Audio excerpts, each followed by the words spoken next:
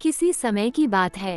एक धनी व्यापारी था जो दूर दूर तक व्यापार करता था। उसके पास एक सुंदर हरे भरे पंखों वाला तोता था जो बहुत बुद्धिमान और मीठे स्वर में बोलने वाला था। व्यापारी को अपने इस तोते से बहुत लगाव था और वो उसका खास ख्याल रखता था। लेकिन तोता पिंजरे में कैद था और हमेशा खुले आकाश में उड़ने के सपने देखा करता था। एक दिन व्यापारी विदेश यात्रा पर जाने की तैयारी कर रहा था। उसने अपने परिवार और दोस्तों से पूछा कि वे उसके लिए क्या उपहार चाहते हैं। फिर उसने अपने प्रिय तोते से भी पूछा, प्यारे तोते, तुम्हारे लिए मैं क्या लाऊं?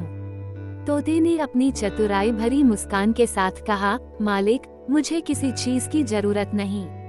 बस जब आप जंगल में अन्य तोतों से मिले तो उनसे मेरा सलाम कह दीजिएगा और पूछिएगा कि मैं यहाँ पिंजरे में कैसा हूँ।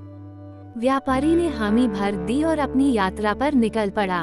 जब व्यापारी एक घने जंगल में पहुँचा तो वहाँ उसने कई तोतों का झुंड देखा। उसने उत्सुकता से अपने पालतू तोते का संदेश उन तक पहुँचा दिया।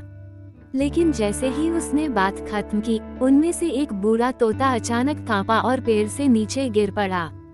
ये देखकर व्यापारी स्तब्ध रह गया।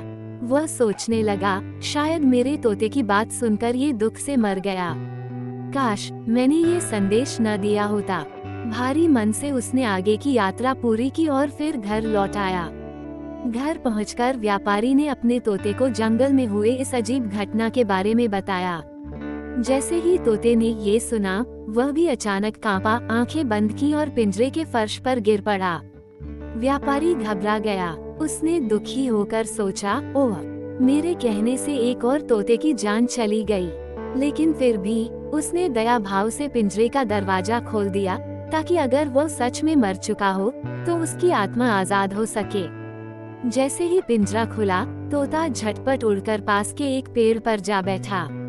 उसने अपनी चहचहाहट से खुशी जताई और हंसते हुए कहा, धन्यवाद मालिक, जंगल के उस बूढ़े तोते ने मुझे आजादी का रहस्य सिखा दिया था। उसने मुझे ये बताया कि यदि मुझे इस पिंजरे से निकलना है तो मुझे भी मृत होने का नाटक करना होगा। व्यापारी यह सुनकर अवाक रह गया। उसने समझ लिया कि बुद्धिमानी और धैर्य से हर मुश्किल से बाहर निकला जा सकता है। ये कहानी हमें सिखाती है कि समझदारी और सूझबूझ से किसी भी कठिन परिस्थिति से निकलने का रास्ता मिल सकता है।